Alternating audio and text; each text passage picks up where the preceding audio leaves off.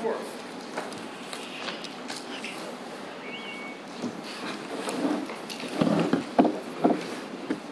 For the approval of the agenda. Motion to approve. Second. All those in favor? Aye. Aye. Agenda approved. Everybody had time to peruse the minutes promulgated. Move approval. Second. All those in favor? Aye. Motion carried. Sign City Motion. Chapter 94. It is probably Lynn and Patty's favorite take care of the bushes section. Quite involved when you read it. You ride around the city and you look and you think, wow, there's a ton of bushes and stuff in this city, and trees, etc. Let's kind of use the, let's still use the format that we used last time, and this time we'll start with Wanda on my left. Again? Okay. Let me put my glasses back on. Okay, in section 94.1, purpose. There's some good wording in there about why this section exists. I thought it would probably be a good place to make a reference to striving to achieve and adhere to the City of Bel Air Beach strategic plan. I'm not sure anywhere in the code we actually referred to that, and I think it's probably not a bad idea if we're going to actually make use of the plan. And so much of what is in here actually goes back to the intent of the strategic plan. So, should we make motions to approve those things as we discuss them, or wait till the end? I think we get lost if we don't. I think last time you were doing them as we went, didn't you? Right. So I move to add that wording into section 94.1 about the strategic plan. Do I hear it? Second. Those in favor of that suggestion? Aye. Opposed? Continue. And then on to 94.2 definitions, and I think I got this one from Angela, to add the definition for modular home, because those seem to be evolving. There's more and more types of modular homes, so probably need to have a definition in there for that one. So moved. Second. Moved and second. Is there any further discussion? No comment at all, Lynn? Okay. All those in favor? Aye. And then in 94.6, landscaping requirements, traffic hazard. All landscaping installations must provide an unobstructed view to adjacent property owners or the motoring public. And that 4 feet from the street should apply, right? Yeah. We have quite a few. Your candle or your master rule, if you wish. I think we have quite a few homes or lots where the landscaping is actually right up to the edge of the curb. It doesn't actually interfere with pedestrians, but it's coming awfully close. And I do think it could obstruct the view for drivers. Some of them is on curves. So. And then in section I, it talks about the mulch. Mulch in the right-of-way must be contained within borders sufficient to prevent flotation of the mulch into the roadway. I think we've seen, at least recently, on Belle Isle, a yard that was cleaned up very, very nicely. It looks really good, but the mulch comes right up to the edge of the valley curb, and I don't see any edge there. But it hasn't floated away in the rains. Occasionally we'll have someone that will call about that. What we have to do is go to the property. Okay. They need to put something along the edge to hold it. Yeah, with the hard rains we had a couple of weeks ago, we expected to see that stuff float off, and it didn't, so. And the wind too. With the rains and the wind, yeah. I don't know, maybe they cemented it down, I don't know. No, it's mainly actually, it's the pine bark stuff that floats more than. It floats. More than the little fiber mulch. It pretty much stays there. Yeah, I'm not sure what this, I haven't picked it up to test it, but. Okay, in section M, the irrigation on existing residential properties, avoid runoff, overspray, and other similar conditions where water flows onto or over the adjacent property into the, I don't know. Didn't the county used to come around and monitor that when they first installed the... Illegal, yeah, for like illegal watering and stuff. Right. And in the last code review, I'm trying to remember where it is. We did something about irrigation spray into the street. But it's very hard to enforce. When, you know, you can fix your irrigation today and then, like last night, it was very windy. If your irrigation ran, it could blow anywhere. Yeah, what you really have to catch is when the little nozzle itself turns toward the street. Right. And that happens often, but the county used to enforce that. I don't know if they still do. They only enforce the water restriction. Oh, okay. So I'm not sure if we want, you know, that's probably fine as is. Yeah, I mean, we did put that in the last code change. Yeah. So I don't remember exactly where, but that, you know, if we found someone watering the street, we would tell them about it.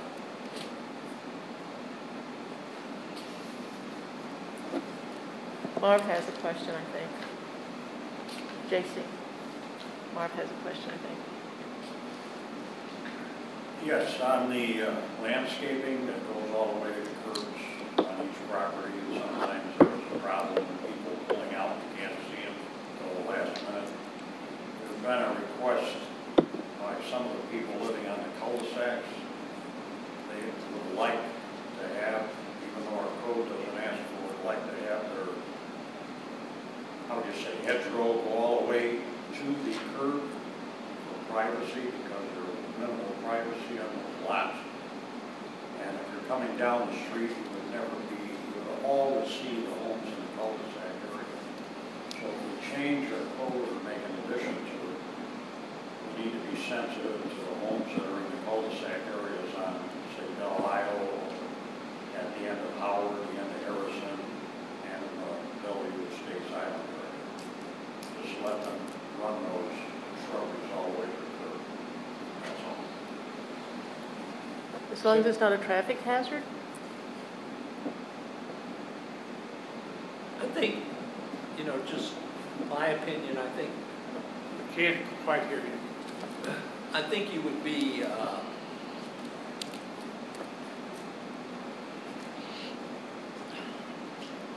it would be subject to discretion, I guess is what I'm saying. Because that could create a problem with, okay, well, I'm starting the cul-de-sac, so I should get it too.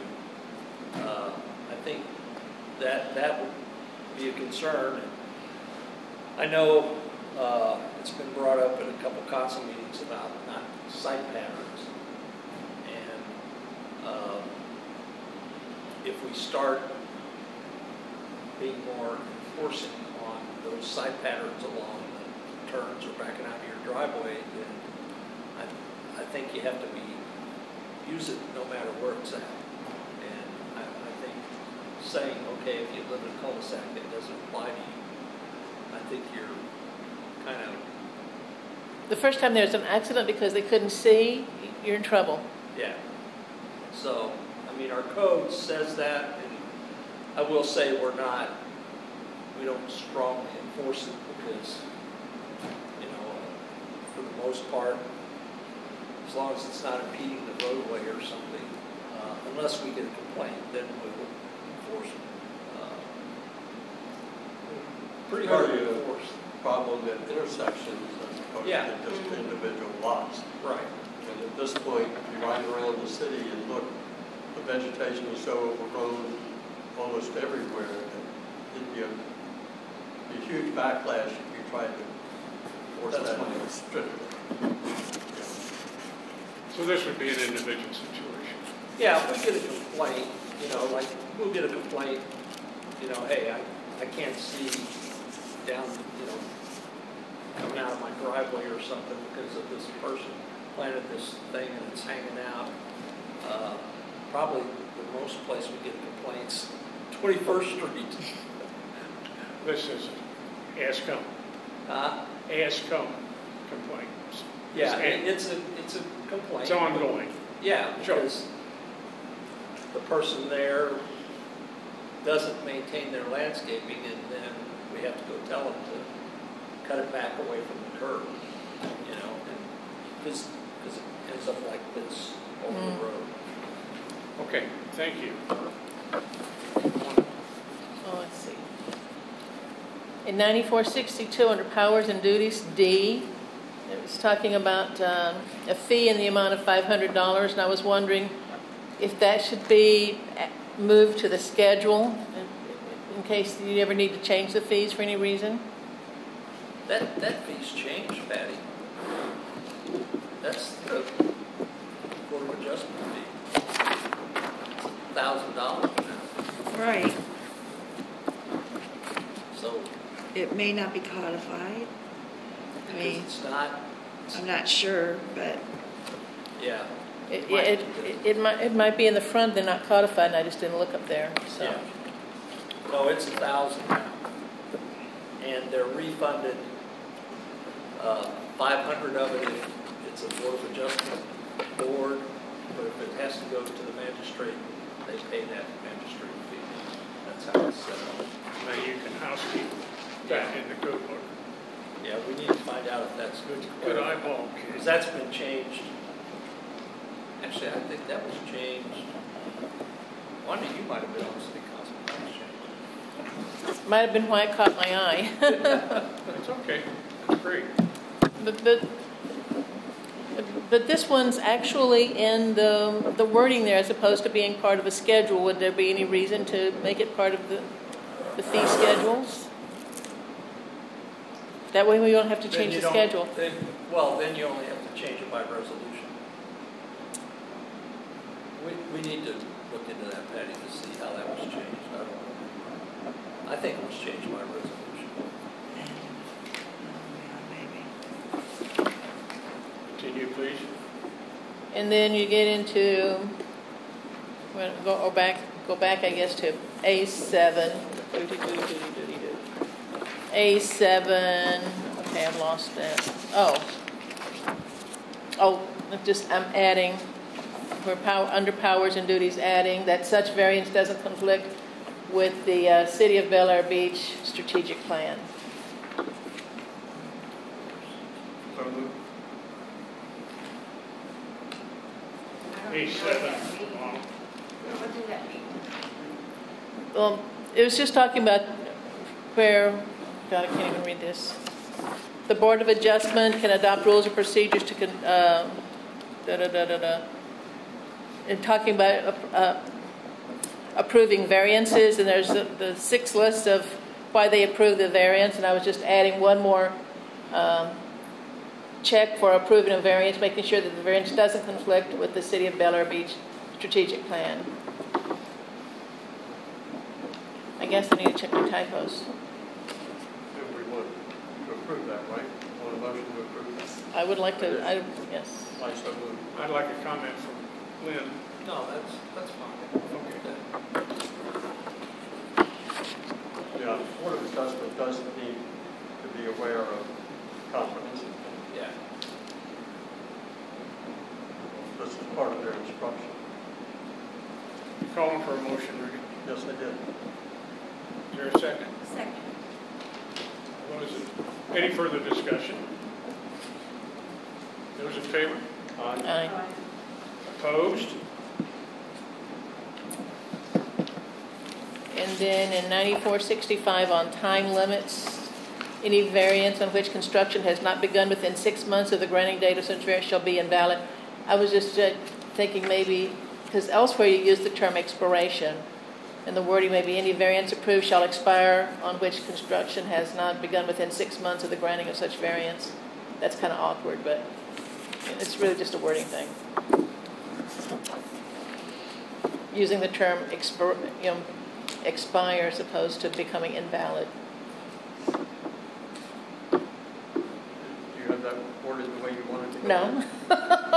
No, you'd just be changing the word invalid to Yeah, just saying that, shall. just using the term expiration parallel with another item in here that used the term expiration, so. Okay. A little parallel construction there.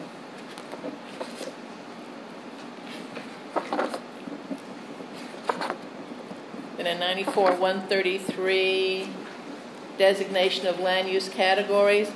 Lynn, you had 133 on your list of areas to look at. What are the issues there? Because Well, this is kind of going to be a mix. There's been some discussion by the city council that they think we have a commercial area in the city, mainly because of things like the Nautical Lodge, the Bel Air Beach Resort, and the motel. And we don't get taxes for them, yeah, we do. do we?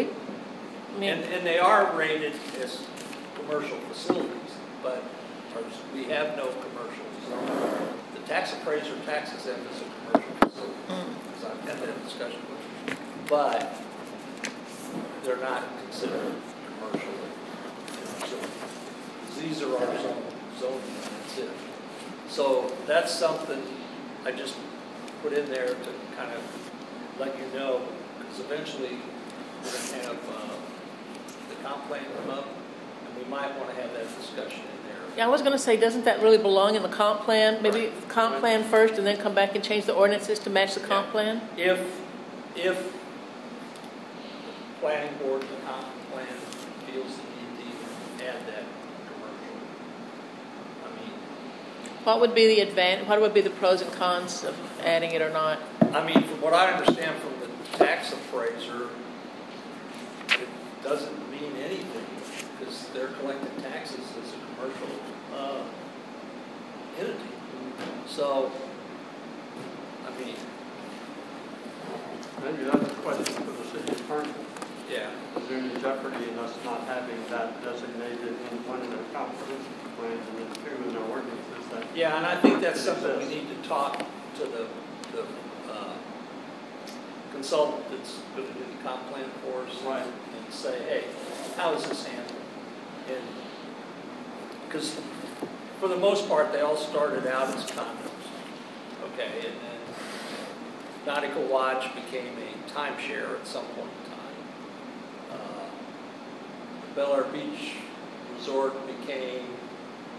is still all condos, but there's an owner that owns half the units that claims he's a timeshare. And if you look at our ordinances, technically, there's a section that talks about a condo can't have an office, okay? Well, the other 21 units of the nautical, of the Bel Air Beach Resort are condos. Well, they have an office there like a hotel check-in desk. One thing says they can have an office.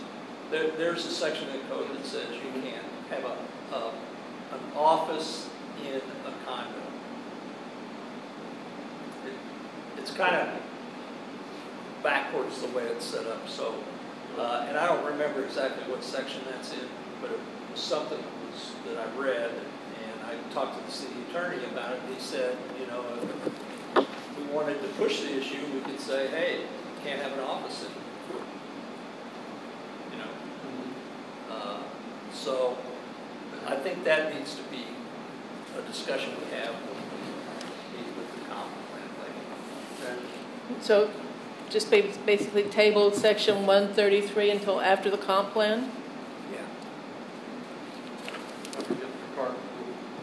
Yeah, I just wanted to make you aware of what the discussion was, the concern that a couple of council members felt that they were commercial, and we should have commercial zoning. And I don't really know how beneficial that is or not, because the then that's up to council. Yeah, because the property appraiser says they collect the taxes as a commercial entity. But would our other ordinances, building ordinances in terms of FAR and height restrictions and everything still apply if they're considered commercial? I think you'd have to amend something if it was commercial, because they're designated either residential medium or residential low, which means 4 units an acre or 15 units an acre. The condos are the mediums, and residential is the low, homes.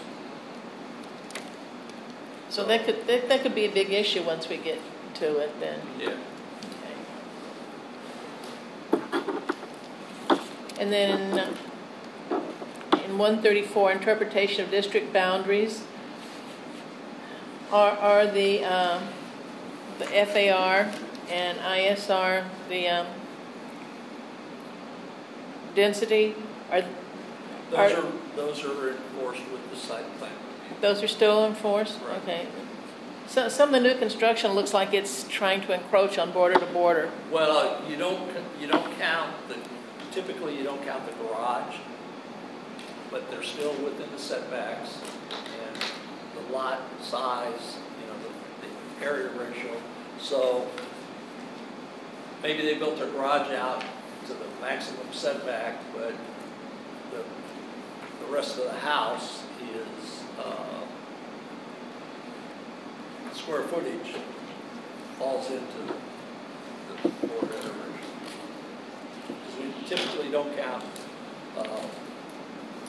the garage or stairs going up into the house.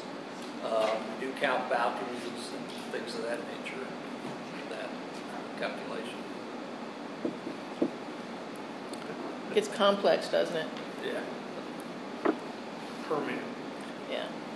And then under 135 uses, we're talking about all those different usage. Under which title does the marina fall? Recreation. That's recreation? Yeah. Okay. So if it's recreation, then there is actually some structure and non-permeable landscaping allowed on the recreational level? That wouldn't come into the floor. The floor area ratio would not fall over the what do we call it, the parks. And the marina is considered a park. But there could be some construction there. I mean, you could, if we needed to construct a bathroom or something there at some point, that construction would still be allowed because it'd still be within the ratio. Right. Okay. Not that it's an issue. Do we have anything that's considered to be preservation land use district? Bayside? Out here where the mangroves are. Okay. A portion of the Bayside. Yeah. Sorry. They're mangroves, aren't they? They're mangroves, aren't they? Yeah. Instead of, yeah.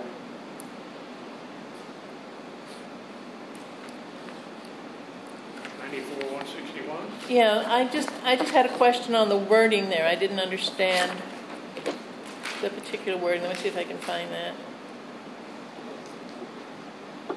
One group home residence consisting of a family not to exceed 8 pets may be constructed 4 levels or a non-inhabited. Oh, I see. Okay, now it makes a little more sense now. It means you could have a garage and build 2 levels up. Okay. So Not to exceed 35 feet. Not to exceed 35 feet. And that's 35 feet from the BFE. But realistically, all you can build is 34 because there's a 1-foot freeboard. A 1-foot what? Freeboard Oh. now. And that's a requirement of the flood insurance. Actually, this year, that any new construction has to have BFE plus 1 foot of freeboard. Some communities are adopting even 3 foot of freeboard. So, as an example, if you're flood elevation is, we'll just say 11 foot for your lot, okay? You got to add 1 more foot to that before you start the first floor loop. And when I say the BFE, I'm talking, if your lot is at like 4, then you've got to go up 7 feet plus 1 foot, and then you can start your first floor loop. But this is designated, so. Yeah. All right. Thank you. When I first read this, I thought it was talking about a group home, like, you know, group home for No. the mentally disabled. I mean, I'm like, well, I didn't know we had group homes. That's what you did. Well, you do have group home here. Do you? Oh, One. what? Mary Jo has a group home. Oh, Yeah. On 18. Because it says there shall be no more than 1 group home residence. Is that what you're talking about? That there's only supposed to be? You see So that 1 group home on 18th is actually a RM designation? Yeah. Yeah, it was put in. Gosh, Patty, do you know when that was? You know, 10 years? If 10 years? I'm pretty sure it was after I got here, but Yeah. I can't remember how long ago. Okay, and then further on down it says the first floor of the building shall be elevated a minimum of 18 inches above the grade line. Is that compliant with the FEMA, like you were just talking about, 18 Yeah. inches? Yeah, that's the crown of the road. This is kind of mixed up, and I'm going to have to do a little more clarification with them to clarify, because we say 24 inches for the first floor of the garage from the crown of the road, and I need to do a little more digging on this side. Okay. Thanks, Lynn. 24204? Okay. Unnumbered waterfront lots, you say they can have a single dock, but they can have multiple lifts. You can have 2 lifts per 2. property. Okay.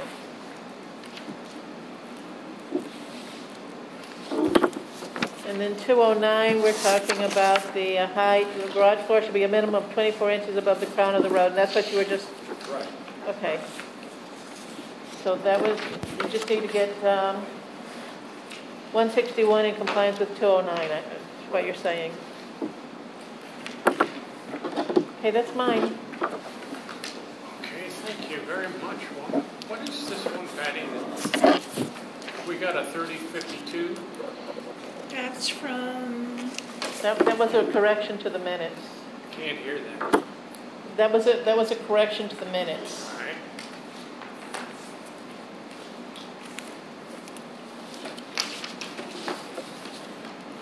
All right, now I'll revert to my right with Rudy.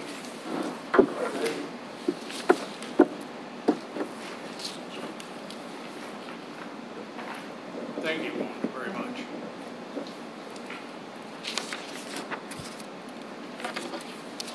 when I was going through section 94.6 about landscaping requirements, did I miss it, or is there something in here with regard to gravel lawns?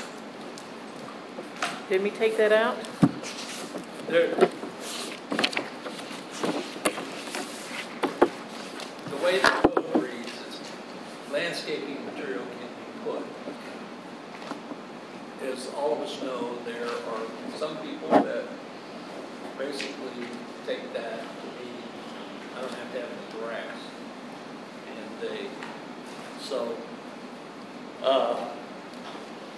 I don't know how you control it unless we get a better definition of landscape material. Yeah, well, it's, it's a pervious material, but it's listed in here as Right. gravel or whatever is pervious, so that not out of compliance there. No. But my objection is when you've got gravel lawns with a preponderance of weeds going through them, there needs to be something saying if you're going to have a gravel lawn, you've got to keep it weed free. Yeah, and we have a couple of those. We have to go tell them that. And what they do typically is they just go Round up. They spray it. And the weed's still sticking up. Yeah. I can think of, I'm trying to remember that house, 23rd. So that is covered somewhere and you have that authority? Yeah. Okay, all right. That was my question. And as I read on, we talk about parking and traffic hazards and what have you.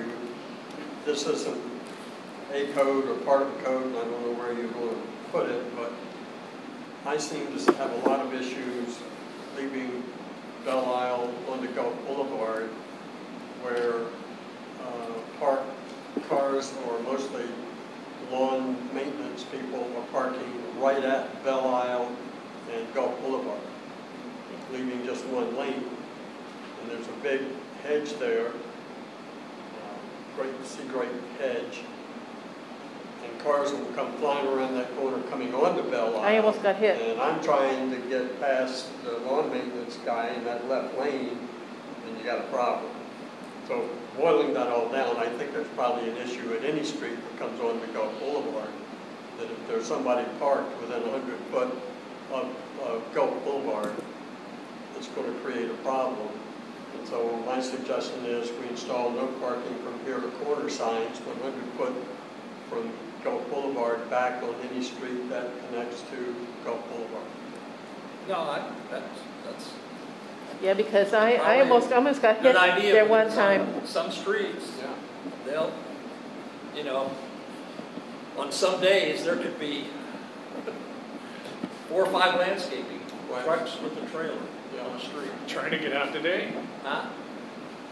It's the boulevard of red no. cones. No, it's just the fact that they pack themselves in, and that's a problem throughout the city. Yeah. Sure it is. So is that something we should address here, or you got to take that somewhere else? No, I think that's probably a good idea that we put something in that. Where would that be? Under Lynn? traffic hazards H, H, we add a sentence, no parking, only for the motoring public. There will be no parking within 100 foot of Gulf Boulevard on any street connecting to Gulf Boulevard, whatever you pronounce it, would word that. Wouldn't the attorney word that? yeah. Sure. No parking, no here to corner signs.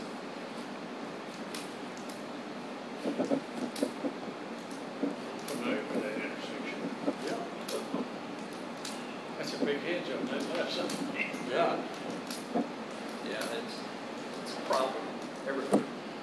It's a dang. Even more so at this end with the short streets. Yeah. Okay. On mulch, I'd just like to go back a little to the conversation there. It says that the top level, and this is in L1. Last sentence there, the top level of mulch shall not exceed height immediately of the immediately adjacent ground surface. So if you put mulch, does that mean you've got to dig a trench 3 inches deep to put your mulch in, or is it really the top of the grass? Well, I would interpret that as top of the grass. Yeah. I wouldn't say you got to dig a hole and put mulch in. Right, and secondly, when you're trying to put it around the base of a tree, you don't want to be digging into the roots. Right. Yeah, So- that's how I would interpret that. Yeah, okay, we'll only misinterpreted that one. Move on.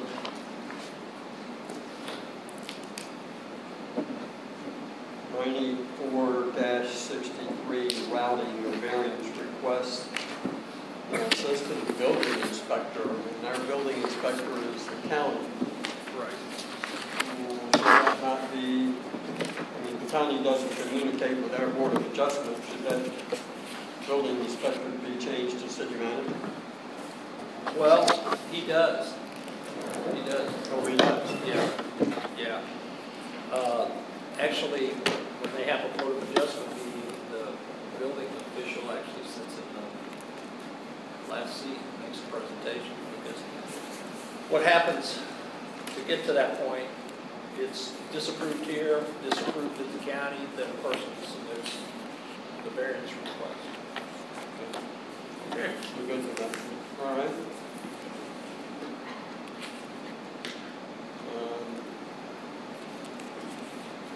In the next section, 9464, we'll begin the last sentence. It said the Board of Adjustment shall post notice to the public as well to the parties of interest.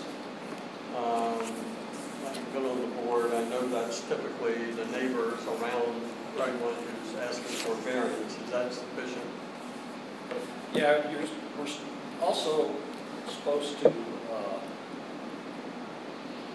around the scheduled hearing, if you read the sentence above, it talks about we have to post a notice on the property. Yeah. Okay, you're all right with that? And is 48 hours enough advance notice for one of those residents who may be out of town? Well, the posting is done 15 days prior to the scheduled meeting. Mm-hmm. So the 48 hours notice is the meeting notice. Yeah, and that goes out way before, and also the letters to the residents go out 2 weeks And then we send ahead. letters to all the residents. Yeah, Okay, we don't. so you aren't doing that more than 48 hours? Oh, yeah, Okay. yeah. Does it say anything in here about the letters to the residents? Or is that just policy as opposed to code? That's, I know it's standard policy to do that. Yeah, 200 feet, Yeah, it's 200 radius. feet. You have to notify. In 9468, they say an adjustment from the FAR and ISR standards. I think we should incorporate, as we do in 94-135, floor area ratio in front of, in parentheses, FAR, and impervious surface ratio in front of, in parentheses, ISR, just to make it consistent.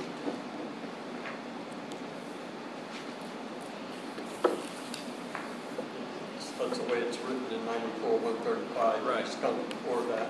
I know it's in definitions, but to me it just should be consistent. So it's a matter of housekeeping. Yes. You handle that, Lynn? Yeah, Okay. you make a note of that. Yeah, that's just housekeeping. Okay. In 9469B refers to water conservation shall be achieved by the selection of appropriate plant materials, the removal of nuisance and invasive vegetation. But we don't define nuisance and invasive. How do you enforce something that isn't defined? Well, that's something that we probably need to add something in here to define the invasive nuisance or invasive plants. Back in definitions. Yeah. All right. Yeah, because in the last code review and the change, we went out, Brazilian pepper, for example. Right. We determined it was a grass. So now our ordinance reads, if it's treated as grass, it's got to remove, we cut to 7 inches. There's nothing that says it's got to be removed, but you might as well remove it if you're cutting it. So it's 7 inches, yeah. Isn't there something in a Florida thing that says Brazilian peppers, new invasive species have to be removed? no, there's nothing. Or was it just the county that was going around doing All it it? says is that they're invasive, but there's nothing that says they got to be removed. So how we did with the last code adjustment, the definition of Brazilian pepper is it's a grass, and our code says grass can't be over 7 inches. So we just added that as a definition. You know, there are other invasive plants maybe we need to put something in the definition of an invasive plant that it meets, you know, the Florida. The EPA is where they have that. Yeah, the Florida list of invasive plant species. Stone once again. Yeah. But they defined it in their website. Right, right. Yeah. Maybe we could just reference, instead of trying to find it as reference the EPA's list of invasive species in Florida. Right, in the definition. And then we don't have to keep it up. Right. Sounds good. Your answer.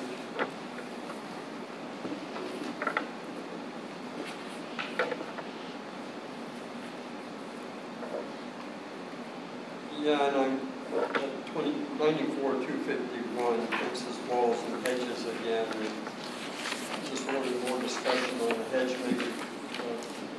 Section 2, middle of it, it says a hedge may be grown in the front setback area of residential property, but shall not exceed 3 feet in height.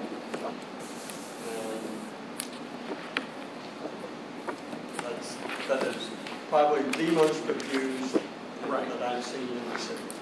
Yeah, this hedge thing went, the last review, went around and around. There was at least 2 full sessions. That Yeah. was a single topic in at least 2 sessions. Because privacy is a big issue for a lot of people, and that's what they want. Right. And there are properties that, beyond that, you know, the hedge issue is 8 feet. Because previously it was only 6 feet. And there are people with hedges that are 12 feet. I mean, the one on, is it Wedgewood? Right at the S there? There's, on Belle Isle. I mean, it's probably, you know. 14.6 feet. Huh? If you cut that 6 feet, it'd be a stick. But the current code says 8 feet. And there's also in here that if you're on the water, your side hedges cannot be, and this is within your side setbacks, not front or back. Right. Side setbacks can't be over 6 feet. No, they can be 8 feet up to 5 feet from the seawall, and then they have to drop to, is it 4 feet? 4 foot. Okay. All right. Your pass on it was. That was a change. Yeah. Before it said they could only be to the back of the house. And then the last code review expanded it to the definition to the seawall with the exception of 5 feet back from it. Thank you. Then I go on to 94-256, temporary structures, and in B1 says somebody wants to put in a portable storage unit, they should notify the police department. Well, that's how got the to be police deleted. department. Yeah, that needs to be deleted. They notify the city. City manager or The city. Yeah. Okay. And then this is the one I mentioned in our first meeting about adding moving vans and trailers to that, because people do use a U-Haul truck, and all this delineates as pods, you know, for someone moving in. Right. So now, how we utilized it for the permit thing, we've allowed the moving vans and trailers to be there, but I think it needs to be clarified. So this is the time to clarify it, get rid of the police department. Okay, and are you doing that? Or? We'll just, we need to add that to the minutes so we make sure we get it, but as long as you guys are fine with that. Yes. Logical. And 94-257, awnings. Last sentence, an awning shall be permitted on the rear of any residential structure without regard to setback limitations, as long as the structure is not situated on or adjacent to any body of water. What's that all about? but it can't be situated on any property, the back of any house that's on the water. Why is that discrimination? That's a good question. As long as the structure is not situated on.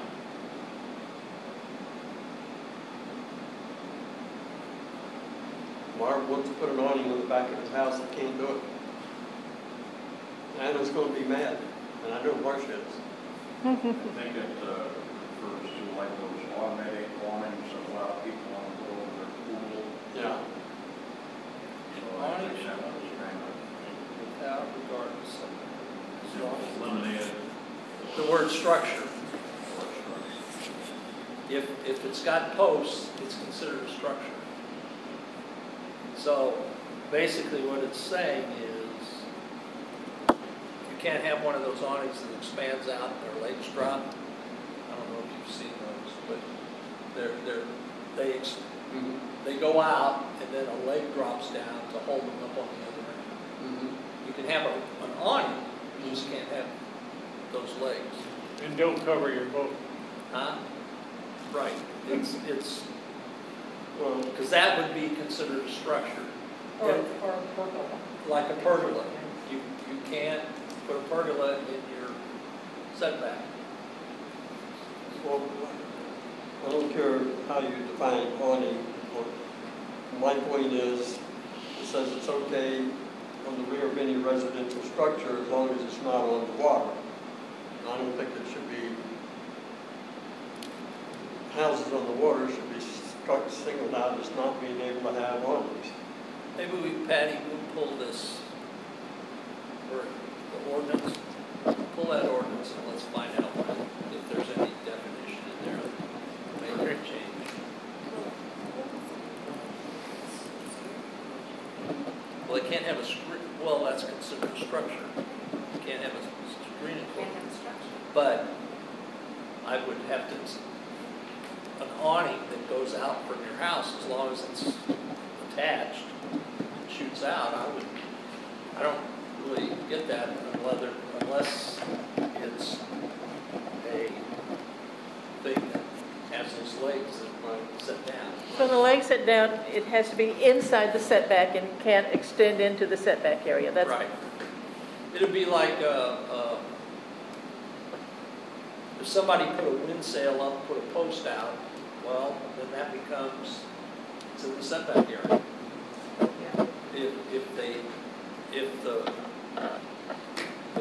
If they put a post beyond the setback or something. You're talking about a permanent installation. Yeah. Yeah, I mean, a temporary installation, different Yes. story, but I think we need to do a little research on Yeah, this. okay. As long as you eliminate that house on the water restriction, but it could be discriminatory. Absolutely. I'm done. Thank you very much, Rudy. Any I questions? move we accept Rudy's Wait a minute. suggestions. I was going to say, I move we accept Rudy's suggestions here. Because we didn't do them on each individual one. Most of them are housekeeping. But, thank you. Second. It should be reversed. You should move. I did, no. Then I'll she second. I know. I'll second. Any further discussion? All those in favor? Aye. Opposed? You're opposed? Not old, I just want to say something. You didn't see my comment. Sorry about that. That's okay. Angela? You want to say something? Ronnie Eads, Do what? when I did the remodeling of my house, the house originally had 30-inch eaves, but built 58. When I remodeled, I had to reduce the size of the eaves to 12 because of the Miami-Dade wind. So I don't know if that should be addressed here. Should refer to any eave size of the Miami-Dade code or county code. That has to happen on their grandfather until they have new construction, right? So does that come in with any new construction? construction and getting a permit for it? Right. Well, Or they have to permit anything, but our code allows 30 inches. Does that conflict with the That's something they have to look. codes, on the new hurricane codes? you know, But that could impact, They that have could to impact comply insurance with the new ratings. hurricane code. Just a little picky. Then again, you want to be going That- around telling people they got to move those in. Yeah, well, I guess we need to research that, if that is a requirement, because We need to be you're saying compliant. they told you 12 inches. Pardon me? You're saying they told you 12 inches.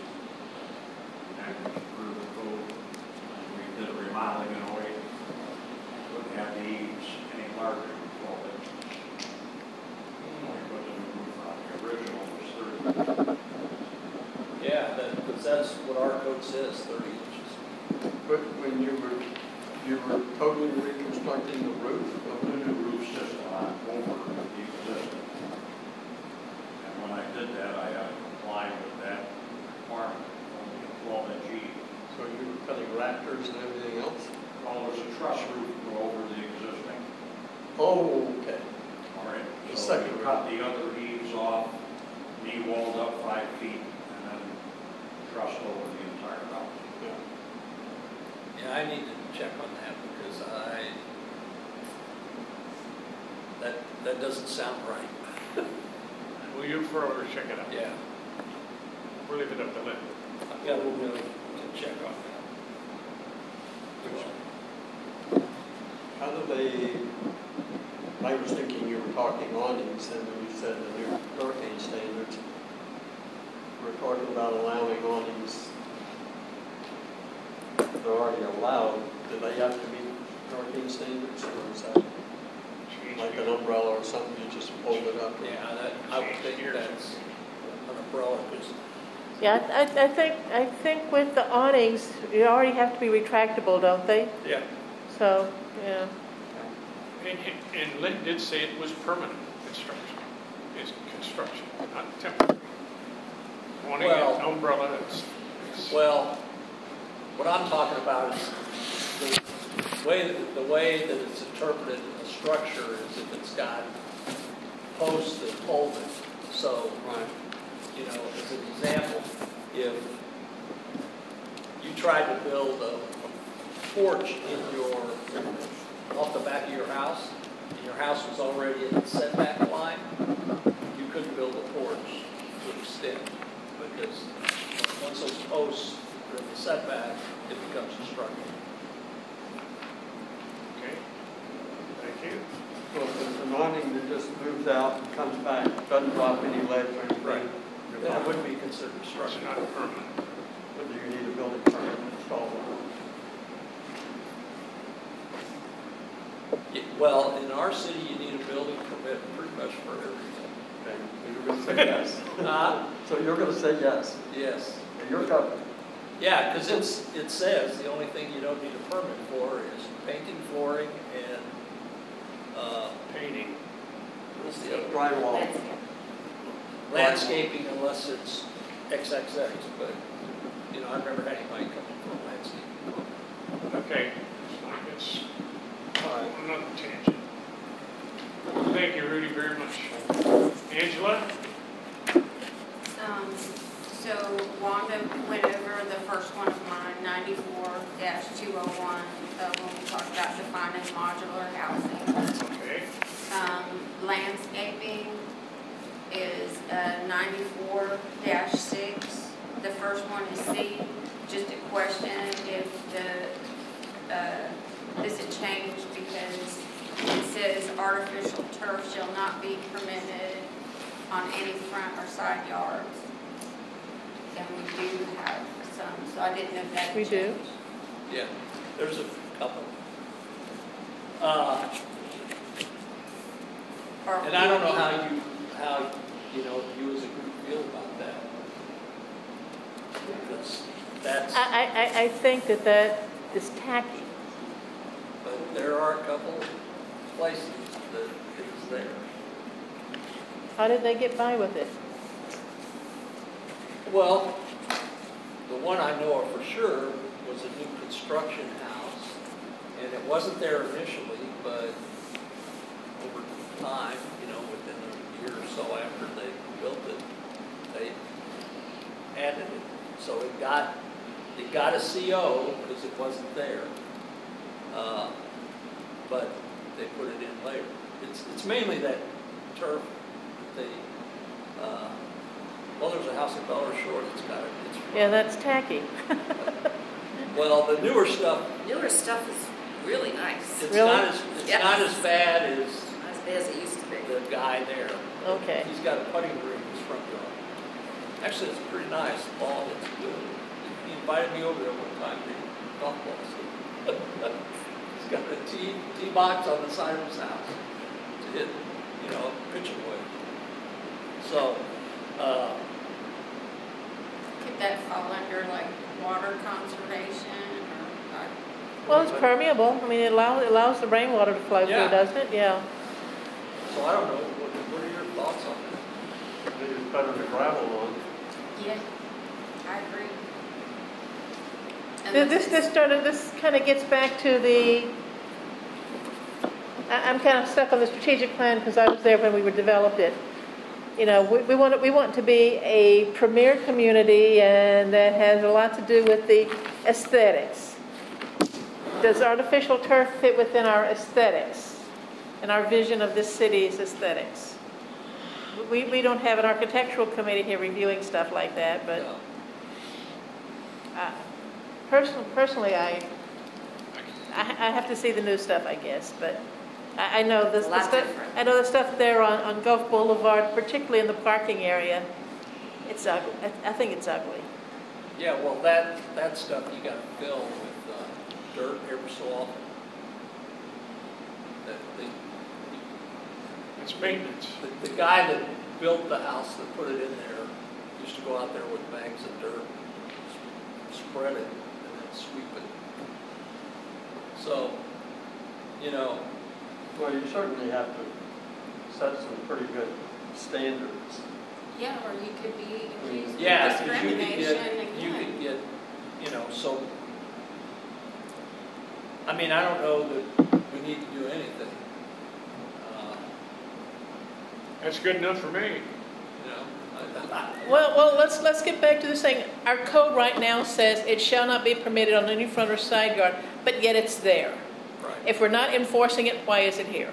Right, I understand that. And I have a problem with having a code on the books that we don't enforce and just say, oh, you know, we'll take it as it comes. That's a problem. We almost got a lawsuit one time because somebody wanted to put gravel in their yard, and we said the code doesn't allow it, so they brought in their lawyers, and we backed off. Oh, hey, put all the gravel anywhere you want. We don't care.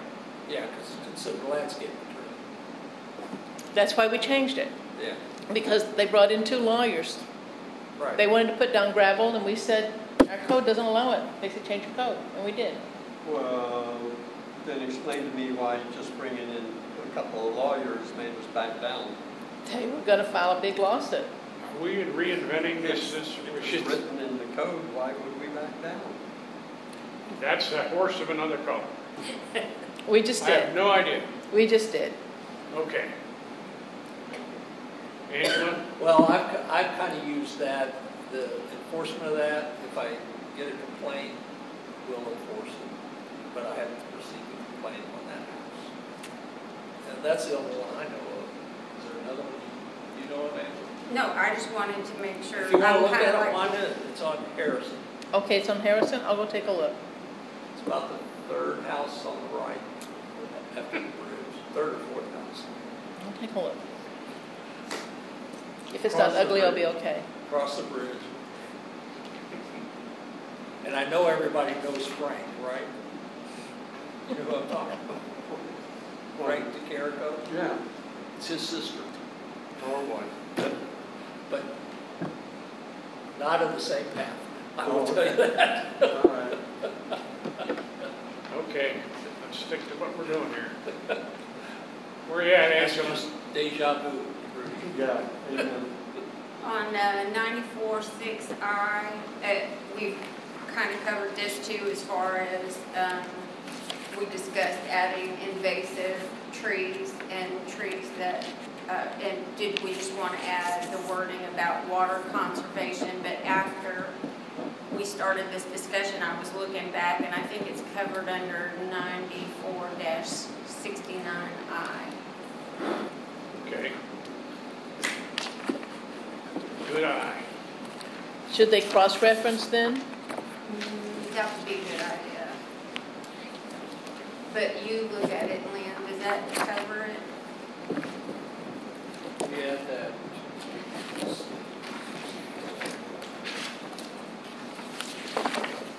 Yeah, actually, the invasive tree is 94-69B, nuisance and invasive vegetation. Yeah, I think we just need to put that,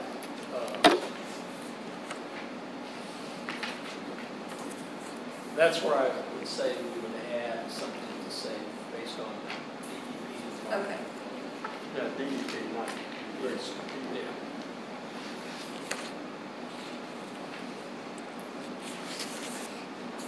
Okay. And then 94-7, it says a permit shall not be required to be obtained for the following types of building activities. And I just didn't know what that would be. 94-7B.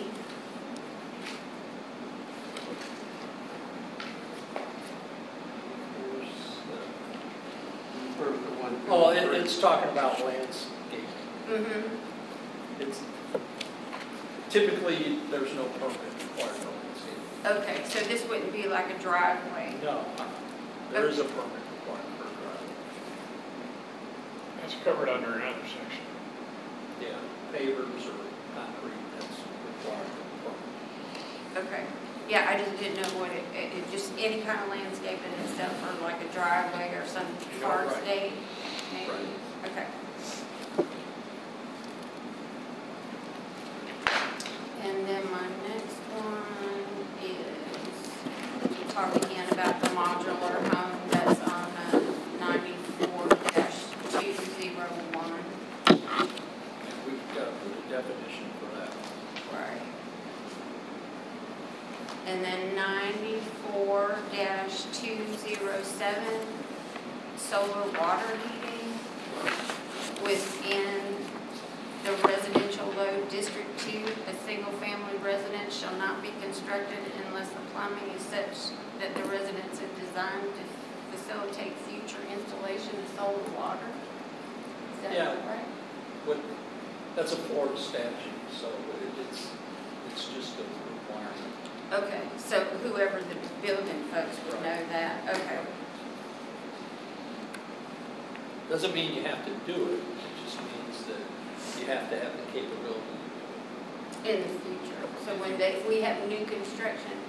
it. No, there's no requirement to do anything. But what it's saying is that a resident has, in new construction, a resident has to be able to have access to connect to the plumbing to put solar water heater on their property. Okay. That's Tap all that is. fittings in the lines, right? Yeah. Yeah. That's good to know. Uh-huh. I said, that's good information. I mean, so I was thinking about, there's all this Going Green initiative, and I'm sure that puts, I don't know if that's in the master plan for the future as far as I don't think there's anything in the strategic plan that really relates to that, but the green initiative. No. I know there's lots of funding out there now for solar panels and stuff like that. Not for a city. For your house, there is. Really? mhm. Not for. I tried to look for funding for solar streetlights I put in Bellevue Estates on. Mm-hmm. No funding. Wow. But an individual property owner, you know, you get, We ought to write to Charlie about that. I don't know, it's just the way it, you know, because a lot of those programs are coming from federal. Mm-hmm. It's federal money. Yeah, like the VA got a big grant to do solar panels. Right. But actually, you guys looked into that with the solar company. Actually, Rudy and I went down and remember we talked to the guy about it. But the problem is, you can buy it, but there's not much grant money out there. A few years ago there used to be, but not so much now. Not for municipalities anymore. I still think we ought to write to Charlie about that. I'll write to Charlie about that. Green initiative. Okay, the last one is 94-251, fences, walls, and hedges.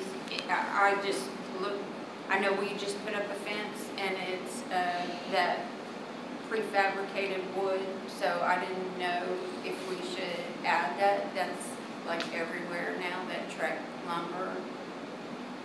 Because it says this will, unless natural materials are galvanized, shall be painted, stained, or treated, and you don't do any of that. I think specifications change every week. There's a new material made, and the city says, I mean, well, that's you acceptable. could add something like the That's wood and vinyl, you know, just those words. put back on your bill. Yeah. You could add. You could add in a ton of thing every week. There's something changes. A new material comes out. Right. But it's a good question. But if you keep adding these things, then you have to take some off that aren't legal anymore.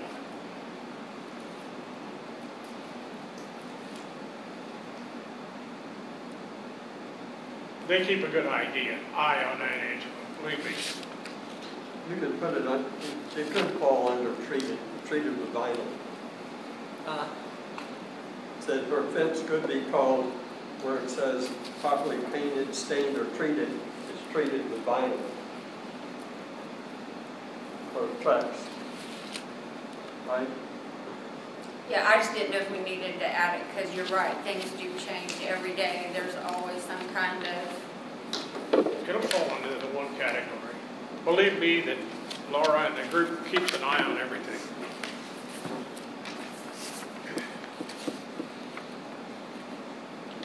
Thank you very much, Angela.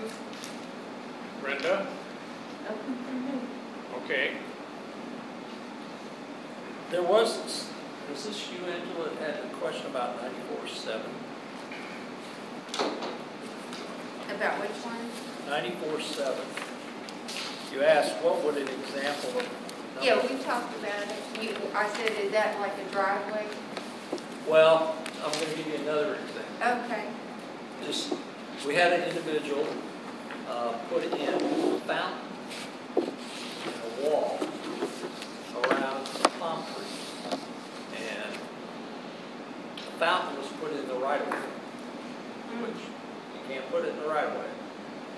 And it's considered a structure, so you can't put it in the setback either, in his front yard. Didn't obtain a permit, and we've now told him he has to remove it. That's a good example of something that somebody just went ahead and did it.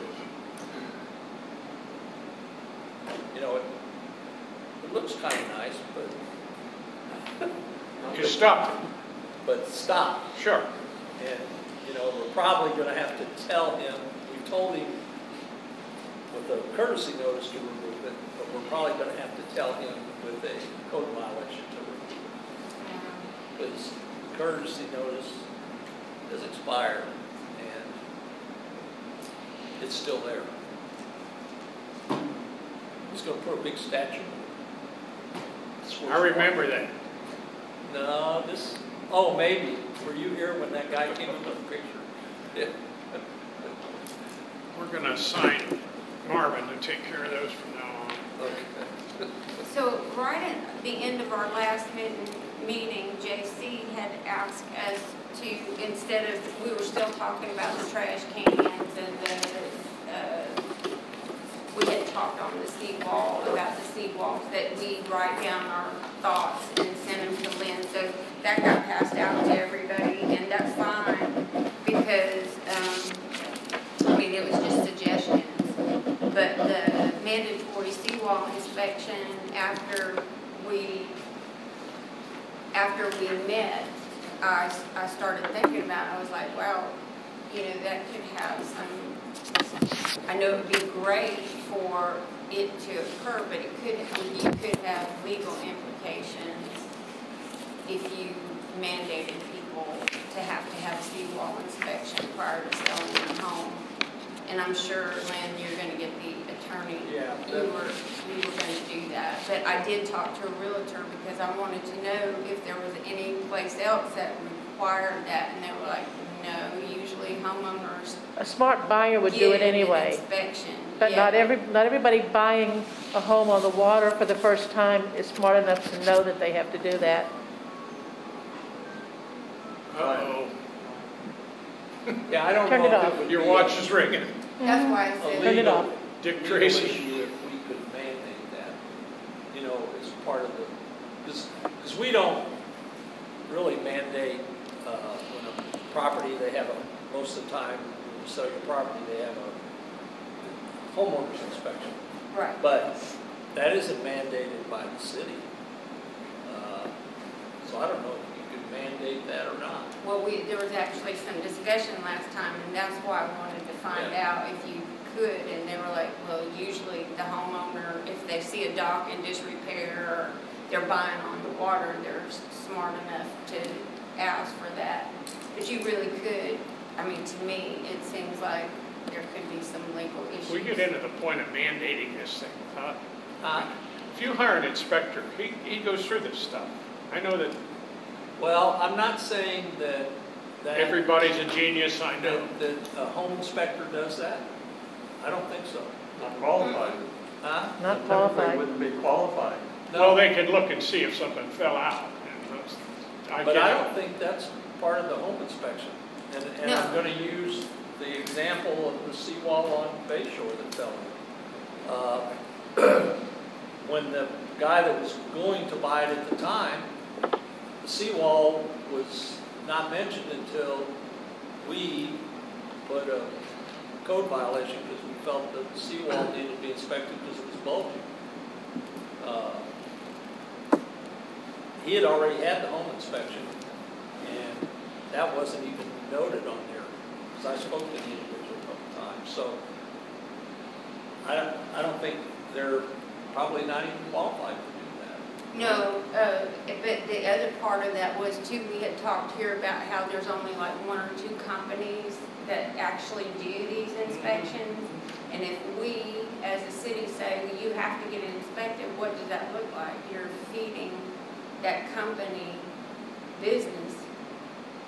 Well, like I said, Good point. the city's looking to protect its borders. Yeah. I mean, somebody could say, you know, hey. They'll say anything, Angela. Just watch the 6 o'clock news. Oh, yeah. The point is, we need to have that legally researched what we can and can't do, because it is important enough to the city. Right. That we should investigate every avenue of being able to do it. Right. It might That's just in say, the purview. these are our recommendations to have an engineer inspect the seawall and the dock, a marine engineer.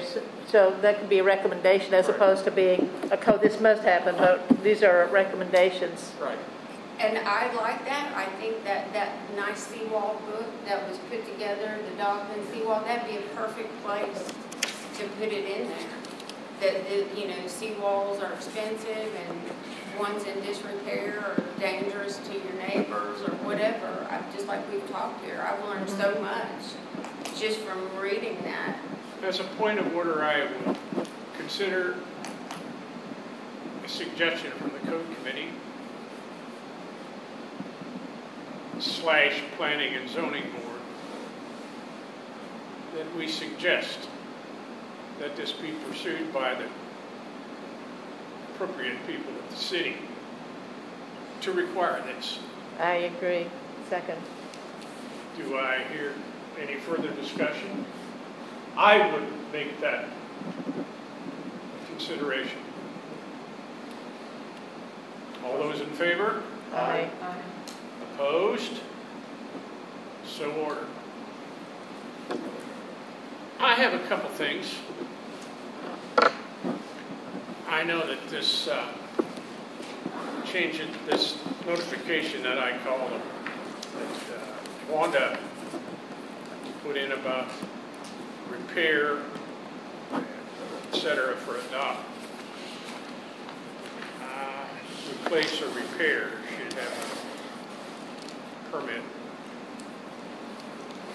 I know that not everybody in the city owns a dock, but I do, and several other people do that are on the board.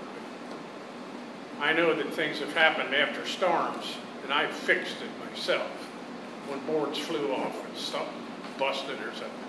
Now, are we talking about permitting a repair like that? No, how it's Can't hear you. how it's determined is if any of the structural boards are, and basically when I say structural, I'm talking about the Pilings, the stringers. the piling, then that is considered a repair, and a permit is required by water and navigation. That is required. Now? Now, Okay. yeah. Our code just doesn't clarify, because, and I think adding that in there will just kind of clean it up a little bit, because there is a requirement to replace or repair. And maybe we need to say replace or structurally replace or repair or something to that word. But, Or because price limit? No, it's because structurally, if you take out a stringer because it's damaged, you don't put it back, then it's not structurally. And that's what the county water and navigation code says. If you touch the basically No, it's here. the floor joists of a dock, we'll call it. If you touch them, then you've done something structural. Now, even just the top. Top. Now, the only question I want to, do we have anything in here saying that any replacements of those, the decking, has to be of appropriate materials? Because we had a neighbor, they lost a few, and he came in with 2x4s, just regular untreated 2x4s. He hired some day laborer to come and put them down. It lasted about a year. That shouldn't be. No, there's nothing in the code that says they can't do that. That's very true. There is nothing in the code that says they can't do that. You can hire You're just talking about the deck boards. Deck is not a major repair, deck board. Right.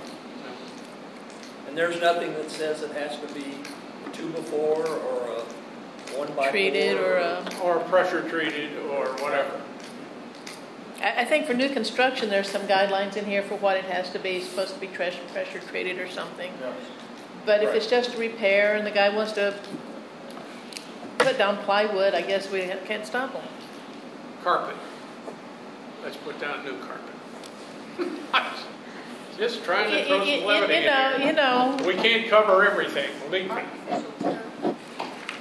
Water department. I gotta get my 2 cents into this. I can't hear you. If you look at my dock, you would think it's perfect. The dock poles were put in 1985. So what's been happening is, in the last number of years, we've had an increase of worms that are eating poles in our area. So what I have to do is replace the entire superstructure. In other words, the main beams and the poles. They were put in 85. And the only way that you can inspect them is have someone go down in the water and check them. You'll see most of the new docks or poles that have been put in are wrapped with some type of vinyl. Yeah, that's true. That's the only way that you can prevent this new worming disaster that has come into our area. Ew. Damn worms. And I've even heard that they actually come in through the sand and up through the pole, and the rats don't do any good. And even though my deck looks good, I've got to replace the whole thing. Let me know what that costs, me. $30,000. Yep. $35? And we made him get a permit. I wish it was 35. Okay. Right now, we have to pull this thing together. And I know Wanda has said she would pull it together for us.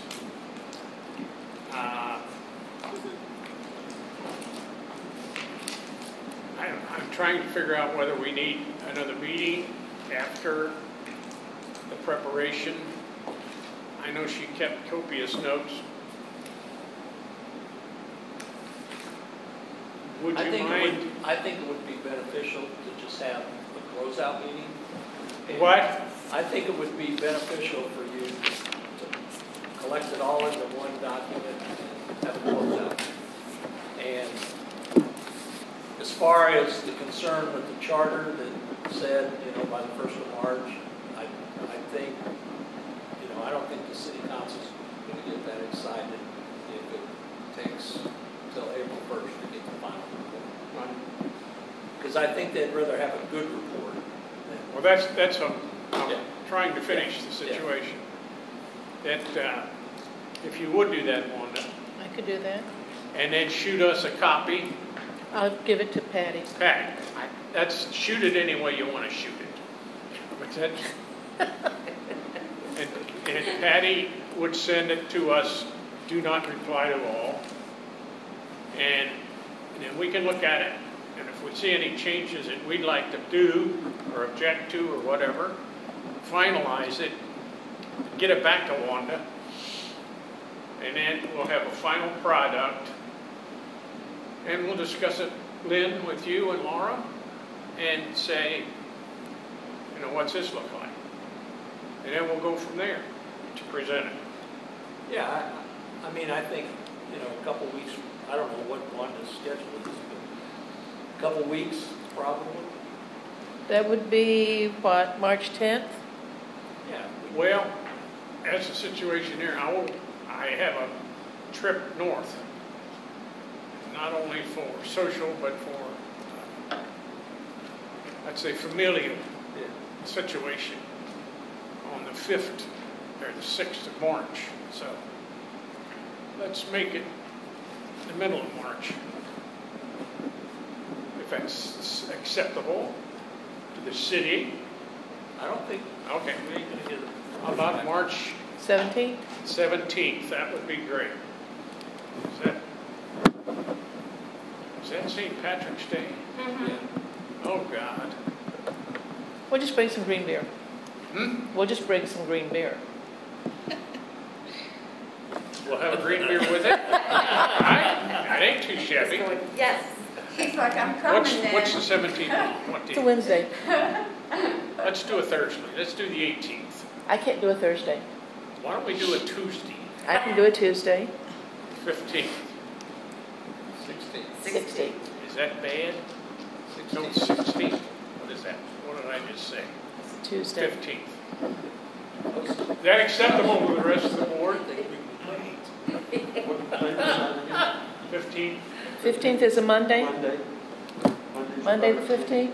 Yes. Is that acceptable? Is that the day? Is that a problem? Open that day? Yeah, we're not closed that day, right? No. No, we're not. Okay, all right, just check. We might be on the 7th. We might be. Huh? All right. So Monday the 15th at 1 p.m.? That'd be fine. All right, now we're under unfinished business. Don't close your book yet, Laura. I'd like to comment. I know we said something about following up with the garbage collection and trash and et cetera, and I know that there was a nice blurb put in the email that went to the citizens. It was quite effective coming out of the Laura's office and Lynn's office. Very explicit and very explanatory about garbage collection and trash. So we have to recognize that situation. That was very neat. Is there anything else under unfinished business coming? I'm waiting with the board members.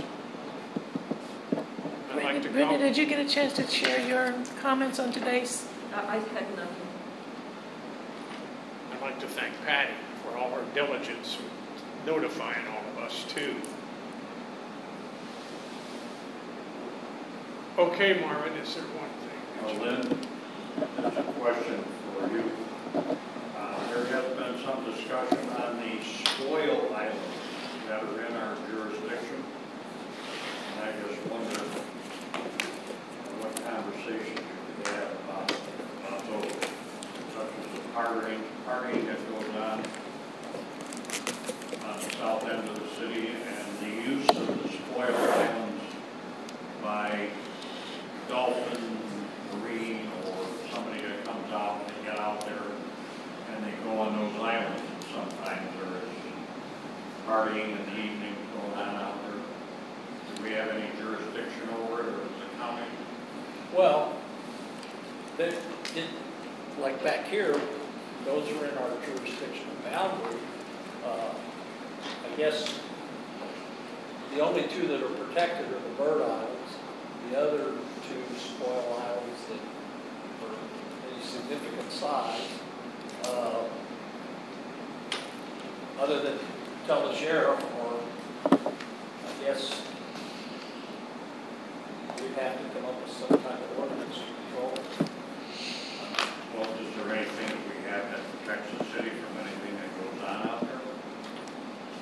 Not that I know of. Is that something for our meeting, or is that something for later on with the council and the city manager? I think that's probably something that we need to discuss with the sheriff or Fish and Wildlife. Thank you. There was also, Marv and I were talking earlier, any boats that do dock within our waterways, should we have the sheriff check with them to make sure that they're properly anchored and insured and all that stuff? Well, that's a discussion that I'm going to have with the sheriff about that, because you know, if I go up on the top of the bridge and look that way and that way in the sight line, for the most part, all those boats that are anchored are not in our jurisdiction. They're not in our city limits. No. But the ones that are and do, should we be concerned about them? The ones that are new, that are over there. No, that anchor within our jurisdiction. Well, we've got an ordinance that says you can anchor for 72 hours within a 30-day period. Okay, that's in our ordinance. We have no way to control that other than getting the sheriff's marine unit to go check on them. And I will say that's the same situation Madeira Beach had. They have no way to go out. They passed an ordinance that said you can't do this and this and this. It did clean out a few boats, they said, but they have no way to enforce it because they don't have a boat that they can go out there and say, hey, you've been here 72 hours. And what Fish and Wildlife told me was, if this boat is here and it moves to here, 72 hours starts over. Well, then we got a Pandora's box. So I think we ought to hire Marvin to swim out there. He doesn't swim. Oh, God. Anything else under citizens' comments? I just have one question I forgot. Our paver driveways, just want to make sure, pervious or impervious surfaces? Pavers, Paver driveways, pervious or impervious? they're considered pervious, or impervious, Okay. unless it's geoblock. Paver driveway, then that's considered pervious. And when when they, maybe somebody else remembers the term, it's something about morphic or whatever, the sand they put between. Right. Some of it has an adhesive material, Right. almost in, that to me would make it almost impervious. It is. That's. So if you got now, you got a paver, but the paver itself you say is pervious, impervious. Impervious. Is what? Is paver driveway is an impervious surface. With the caveat that if it's a geoblock type paver, then that's considered a pervious surface. So what I'm seeing is a lot of people who are now starting to paver their driveways, and only at one point had just a driveway that came down from the garage door. Right. Are now putting these big drive-around U-shaped things in, and they're going well past the ISR. ISRs. Right. So, but they have to get a permit to put them in. Right. How's that getting by county? Or getting by our engineer or whoever's looking at it? Well, I guess I see what you're talking about. Is a walkway is not, as an example, Swift Mud doesn't consider them a pervious or impervious surface. Like a walkway, that isn't counted typically. Yeah, but I'm not talking about that. Yeah, I'm talking about this big U-shaped thing. Yeah, I know what one you're side talking goes out, about. goes out the other. I'll have to have a discussion with the county about that to clarify that, what they consider. I'm saying the block isn't, Right. because it's considered concrete. Right. But then there's the definition of they could consider a geoblock. But I know what you're talking about. Oh, I'm glad you do. Well, I do know what you're talking about. Yeah. Thanks, Rudy. Is there anything else under citizens' comment? I'll call for an adjournment. Second. All those in favor? Aye. Thank you very much for your service to the city of Bel Air Beach. Thanks for everybody showing up. We had 100% attendance, and I want that do so noted. Patty will do that. At every meeting that we held. And our pay has been doubled. I'd like Yay. everybody to know that. Instead of 1 0, it's 2 0. The what? Instead of 1 0, it's 2 0.